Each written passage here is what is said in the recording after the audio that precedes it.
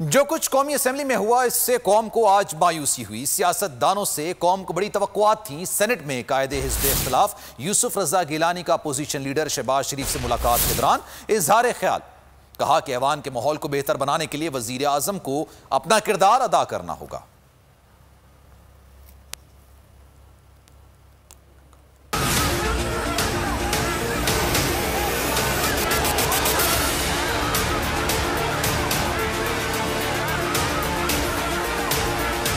कौमी असम्बली में हंगामा आराई। ऑपोजिशन लीडर शहबाज शरीफ की तकरीर हुकूमती अरकान के शोर में दब गई। सेनेट में कायदे हिज़्ब इख्तिलाफ यूसुफ रजा गिलानी ने शहबाज शरीफ से इजहार यकजहती के लिए मुलाकात की। मुलाकात के बाद मीडिया से गुफ्तगू में यूसुफ रजा गिलानी का कहना था कि शहबाज शरीफ से इजहार यकजहती के लिए आया था। जो ऐवान में उनके साथ हुआ दुरुस्त नहीं। ऐवान के माहौल को बेहतर बनाने के लिए वजीर आजम को किरदार अदा करना होगा। एक सवाल के जवाब में उनका कहना था कि डिप्टी स्पीकर के खिलाफ अदम एतमाद का फैसला क़यादत करेगी।